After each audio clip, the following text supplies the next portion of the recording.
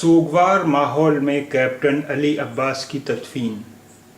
سوگوار ماحول میں کیپٹن علی عباس کی تدفین۔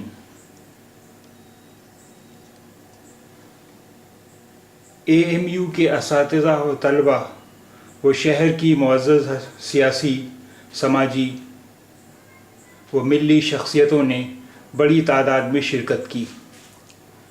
اے ایم یو کے اساتذہ، طلباء و شہر کی معزز سیاسی، سماجی و ملی شخصیتوں نے بڑی تعداد میں شرکت کی۔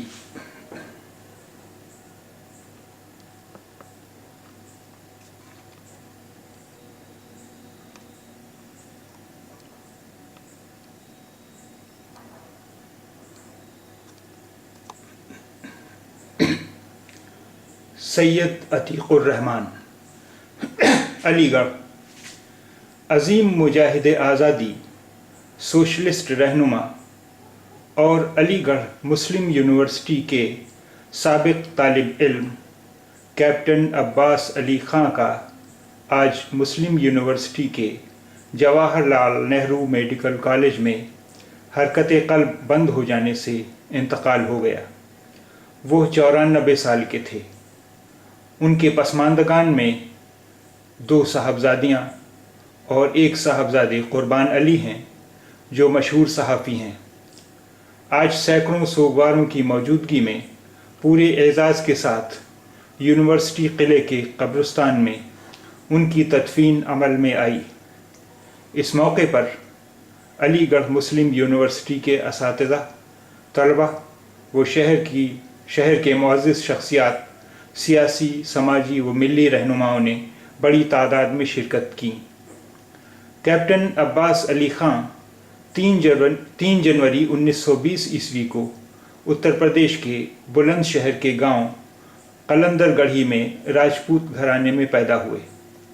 1937 عیسوی میں خورجہ سے ہائی اسکول کا امتحان پاس کرنے کے بعد وہ علی گڑھ مسلم یونیورسٹی میں داخل ہوئے۔ تاریخ کے طالب علم ہونے کی وجہ سے وہ اپنے استاد اور مشہور کمیونسٹ لیڈر کنور محمد اشرف سے بے حد متاثر تھے۔ اپنی طالب علمی کے زمانے میں ہی وہ عظیم مجاہد رہنما بھگت سنگھ کے انقلابی نظریات سے متاثر ہوئے اور اپنے استاد کنور اشرف علی کے کہنے پر 1939 میں برٹش فوج میں بھرتی ہو گئے۔ دوسری عالمی جنگ کے دوران جاپانیوں نے انہیں گرفتار کر لیا۔ سبھاش چندر بوس کی قیادت میں آزاد ہند فوج میں شامل ہو گئے۔ برٹش فوج نے انہیں کئی بار سزائے موت سنائی۔ برٹش فوج نے انہیں کئی بار گرفتار بھی کیا، ان کا کورٹ مارشل بھی ہوا اور سزائے موت سنائی گئی۔ اس دوران ملک کو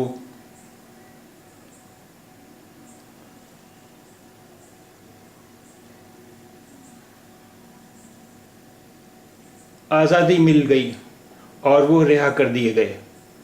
1948 میں آچاریہ نریندر دیو، جے پرکاش نارائن اور ڈاکٹر رام منوہر لوہیا کی قیادت میں سوشلسٹ پارٹی میں شامل ہوئے۔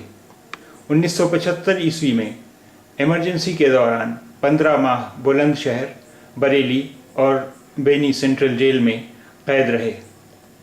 1977 عیسوی میں اتر پردیش جنتا پارٹی کے صدر بنائے گئے۔ 1978 میں 6 سال کے لیے اتر پردیش کے MLC بھی رہے۔ وہ 50 سے زائد مرتبہ سول نافرمانی کے الزامات میں جیل میں رہے۔ وہ علی گڑھ مسلم یونیورسٹی کی تقریبات میں برابر حصہ لیتے تھے۔ اسی سال 15 اگست کو اسٹریچی ہال میں منعقد یوم آزادی کی تقریب میں وہ آخری مرتبہ شامل ہوئے۔